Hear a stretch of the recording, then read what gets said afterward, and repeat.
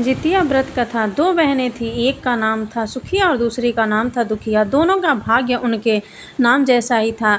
दुखिया गरीब थी और बहुत दुखी रहती थी। सुखिया अमीर थी और हमेशा सुखी रहती थी। दोनों एक ही गांव में रहती थीं। दुखिया सुखिया के घर में काम करती थी, साफ सफाई करती थी, खाना बनाती थी और जो खाना बच जाता था वह खाना सुखिया दुखिया को दे देती थी। इसी तरह दुखिया का घर चलता था।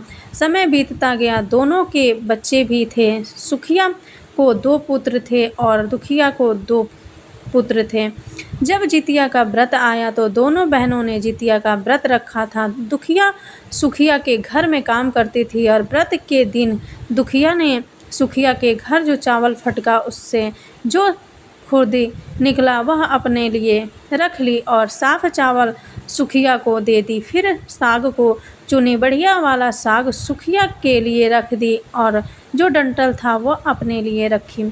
अब दुखिया ने सुखिया के घर सारा खाना बना दिया और अपने घर चावल की खुर्दी और साग की डंठल ले गई। बनाने के लिए खुर्दी का चावल और साग की डंठल बनाकर वह खाना अपने बच्चों को खिलाई और खुद भी खाई। उसके बाद दुखिया सोने चली गई। आधी रात में एक बूढ़ी औरत उसके घर पर आकर दरवाज़ा खटखटाती है तो दुखिया पूछती है, कौन है? तब बुढ़िया बोलती है, बेटा हम। दुखिया ने उठकर फाटक खोला और पूछती है, अम्मा आपको क्या चाहिए? इतनी रात में आप यहाँ किस लिए आई हो? बुढ़िया बोली, बेटा मुझे बहुत भूख लगी है, कुछ खाने को दे दो। दुखिया उसे घर के अंदर ले आती है और कहती है, हम लोग बहुत गरीब हैं, आज मैंने खुर्दी का चावल और साग की डंठल बनाया है, क्या आप खाएंगी? तो बुढ़िया कहती है, हाँ क्यों नहीं खाएंगे, हमें बहुत भूख लगी है, हम वही खाएंगे।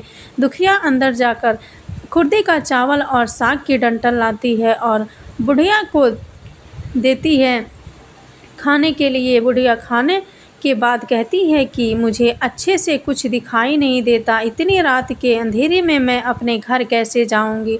तो दुखिया कहती है, कोई बात नहीं, आप यहीं पर सो जाइए, सुबह अपने घर चले जाना।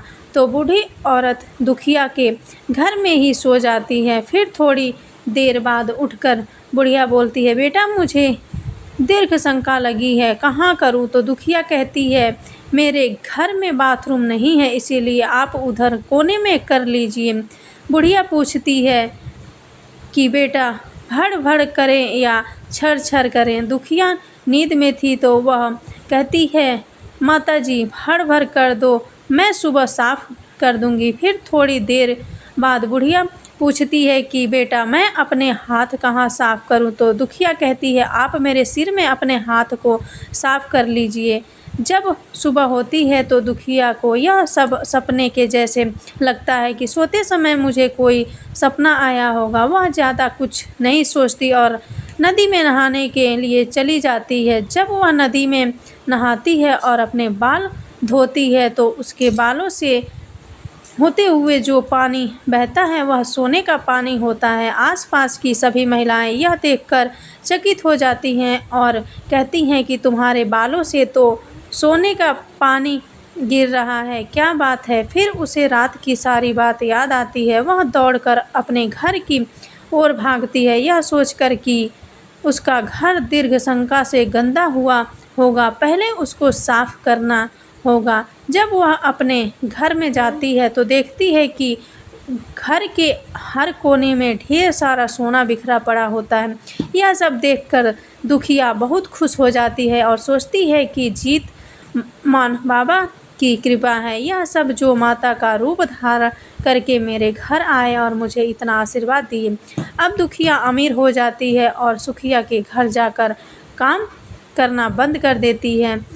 दुखिया जब अपना व्रत पूरा करती है तो अपने पुत्र से कहती है कि जाओ मौसी के घर से तराजू लेकर आओ, यह नापने के लिए कि यह सोना कितना है। बच्चा बहुत खुशी से सुखिया मौसी के घर जाता है और तराजू मांगता है तो सुखिया पूछती है कि तराजू पर क्या नापना है? तो बच्चा बोलता है, मेरे घर में बहुत ढेर सारा सोना है, उसी को मम्मी नापेगी। सुखिया कहती है, खाने के लिए तुम्हारे पास कुछ भी नहीं और सोना नापोगे? मुझसे झूठ कहते हो? तो बच्चा कहता है, नहीं, मैं झूठ नहीं बोल रहा हूँ। सुखिया सोचती है, जब तराजू मांगा है तो कुछ ना कुछ तो ज़रूर नापना होगा, इसीलिए वह तराजू के पीछे गोंद लगा देती है ताकि जो भी नापेगा वह थोड़ा सा उसमें चिपक जाएगा। दुखिया जब तराजू पर सोना नापती है तो कुछ सोने का टुकड़ा उस गोंद में चिपक जाता है।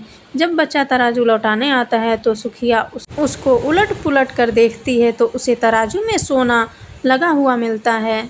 सुखिया सोचती है उसके घर में ज़रूर कहीं से सोना आया होगा, इसीलिए वह कई दिन से काम पर भी नहीं आ रही है। सुखिया उसके घर जाकर देखती है कि आखिर यह सोना कहाँ से आया। जब सुखिया दुखिया के पास जाकर पूछती है कि तुम्हारे पास इतना सोना कहाँ से आया कि तुम तराजू मंगाई नापने के लिए, तो दुखिया उस रात की सारी कहानी अपनी बहन सुखिया को बताती है।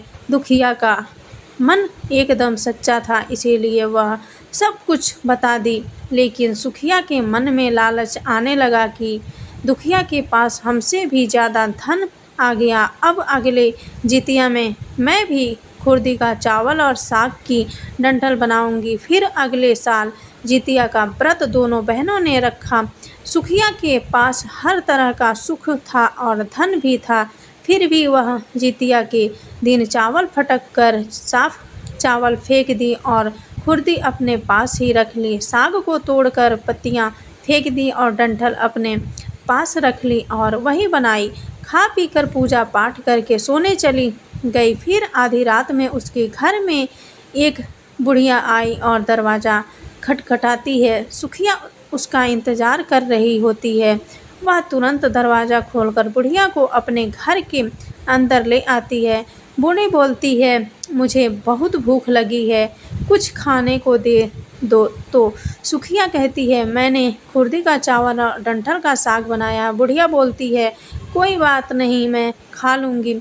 तो सुखिया परोस देती है। वह खाना खाने के लिए और सोने चली जाती है। बुढ़िया बोलती है, मैं घर नहीं जा सकती, मुझे दिखाई नहीं देता। तो सुखिया कहती है, कोई बात नहीं, आप यहीं सो जाओ। थोड़ी देर बाद बुढ़िया फिर बोलती है कि मुझे दीर्घ शंका लगी है, कहाँ करूँ? तो सुखिया कहती है, वही कोने में कर लीजिए। फिर थोड़ी देर बाद बुढ़िया पूछती है कि भड़ भड़ करें या छर छर।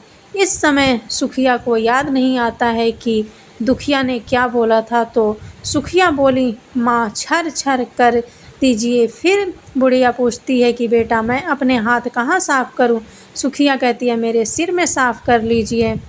बुढ़िया अपना हाथ सुखिया के सर में साफ़ कर लेती है। जब सुखिया सुबह उठती है तो उसका पूरा घर गंदगी से भरा पड़ा होता है और उसके बाल में भी बहुत गंदगी लगी होती है। यह सब देखकर सुखिया बहुत दुखी हो जाती है और उसे बहुत गुस्सा भी आता है। वह अपनी बहन दुखिया को बुलाती है और उससे गुस्से से कहती है कि तुमने हमसे झूठ कहा और मेरा पूरा घर गंदा करवा दिया। तो दुखिया पूछती है कि तुमने क्या कहा था, भड़ भड़ या छर छर? तो सुखिया कहती है, मैं तो छर छर बोली थी। तो दुखिया कहती है, यही पर तो तुमने गलती करी और तुम्हारे पास तो सब कुछ था, किसी चीज़ की कमी नहीं थी, फिर भी तुमने लालच किया। मेरे पास तो कुछ भी नहीं था, तुम्हारे पास तो सब कुछ था। तुम्हारे घर जीत मन बाबा भेष बदल कर आए, लेकिन फिर भी तुमने उन्हें अच्छा खाना नहीं परोसा। मेरे पास तो कुछ भी नहीं था, इसलिए मैंने उन्हें खुर्दी का चावल और डंठल का साग परोसा था। तुमने अपने घर आए भगवान का अपमान किया। सब कुछ रहते हुए भी तुमने साग और भात खिलाया। तुम्हारे पास सब कुछ होते हुए भी तुम्हें लालच नहीं करना चाहिए था, इसीलिए तुम्हारे साथ बुरा हुआ। दोस्तों, आपको ये कथा कैसी लगी? कृपया कमेंट करके ज़रूर बताएं।